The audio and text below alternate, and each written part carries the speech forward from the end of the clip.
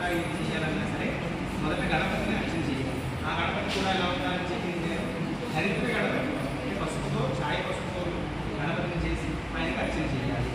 అలా చేయడం వలన ఆ చేసేటువంటి ఏదైతే మనం చేసుకునేటువంటి కార్యక్రమాలు ఉన్నాయో అవి దిగ్విజయం అవుతాయన్నమాట. విజయాన్ని ఇస్తాడు, విఘ్నాలు అనేవి రాకుండా.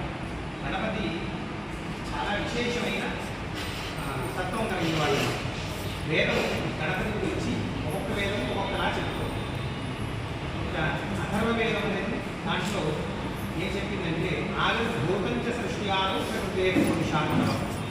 గణపతి ప్రకృతి పురుషుడు అనే నామంతో ఉన్నారు. ఆ పేరుతో గణపతిని పిలుస్తూ ఉంటారు.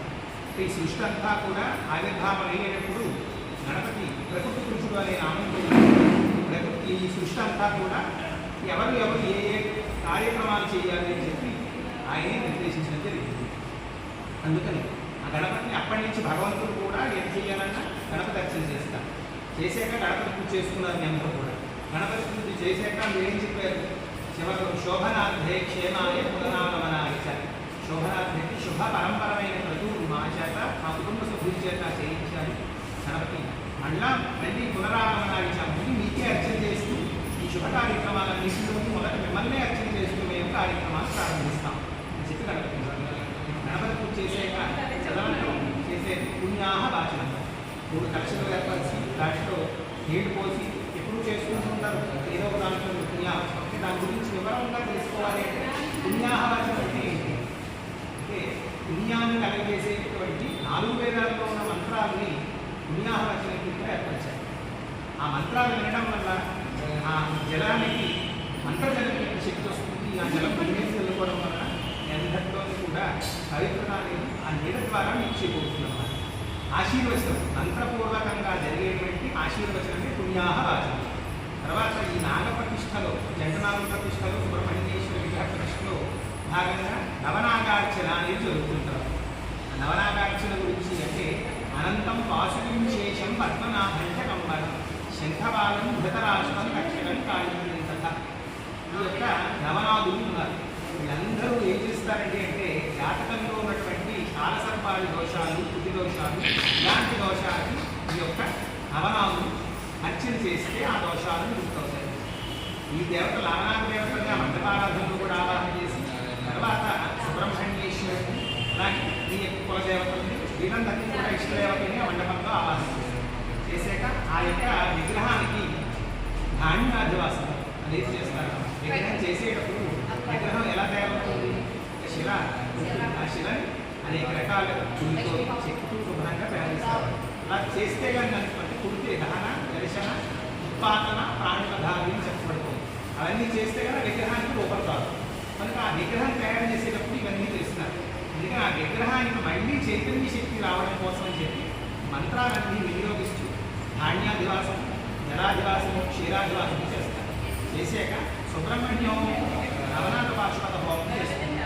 ఈ నవనాథ పాశుపత హోమం, సుబ్రహ్మణ్య హోమం చేసుకున్నాక పూర్ణాహుతి చేసేక దివ్యమైన ముహూర్తంలో ఆ విగ్రహాన్ని ప్రతిష్టాపన చేస్తూ ఉన్నారు. ఈ నాగదేవతల యొక్క అనుగ్రహం చేత కలిగేటువంటి ప్రయోజనం ఏంటంటే గోత్రాభివృద్ధి, వంశాభివృద్ధి కలిగే. చాలామందికి వివాహాలు ఆలస్యం అవ్వడం, లేదంటే వివాహం అయ్యాక సంతానం కలగకపోవడం ఉంటుంది. సర్పశాపాలు ఉన్న వాళ్ళకి, అలాగే కుజదోషాలు ఉన్న వాళ్ళకి ఈ యొక్క ఇబ్బందులు ఉంటాయి. జాతకంలో ఆ దోషాలు కనుక అలాంటి దోషాలు ఏవైనా ఉంటే ఆ దోషాలు తగ్గి శుభ్రంగా మీ కుటుంబ సభ్యులందరికీ ఆయురారోగ్య ఐశ్వర్యాలు కలిగి ఈ యొక్క వంశాభివృద్ధి, గోత్రాభివృద్ధి కలగడం కోసం చేసేటువంటి ప్రక్రియలు ఇప్పుడు పుణ్యాహవాసన ప్రారంభం.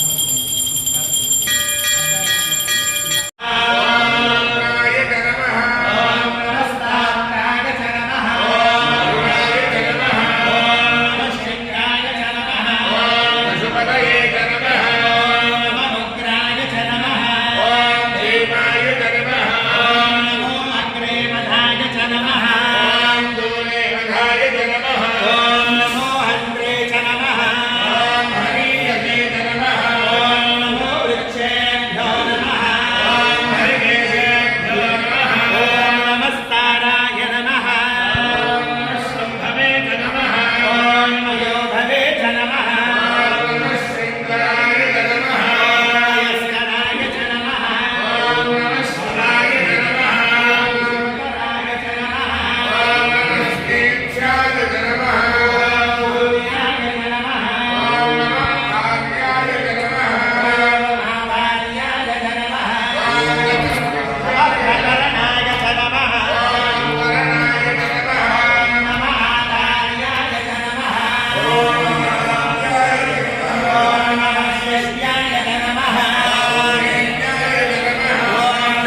गत्याय च नमः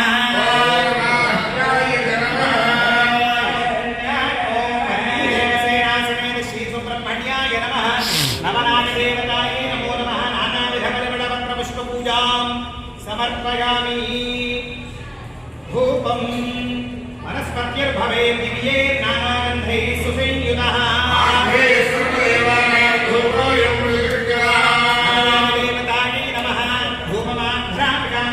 देवनिदर्शयामि धूपनिदानानन्तरं शुद्धाचमनं समर्पयामि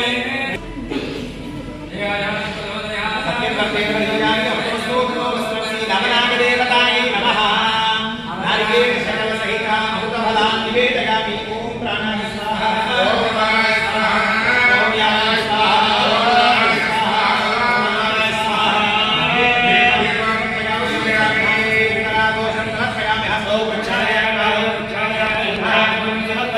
ताम्बूलं समर्पयामि कर्पूरणि ॐ घोरेभ्यः घोरेभ्यः घोरघोरधरेभ्यः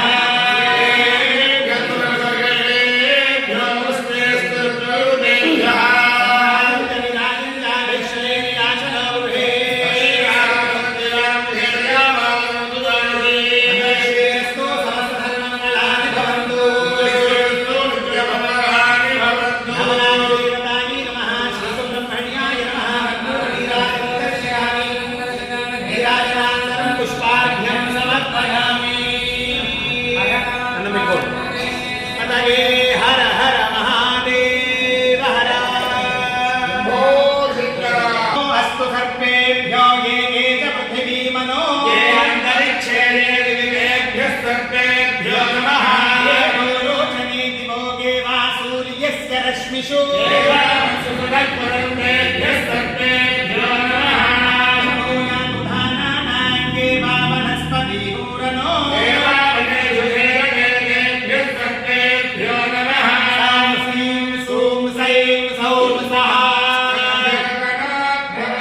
सुब्रह्मण्याय कुङ्कुमवर्णाय महामोहनाय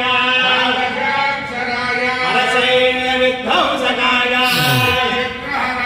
कालसर्पादिकुजदोषनिवारणाय शीघ्रविवाहकारकाय श्रीदेवसेनाधिपतये नमो नमः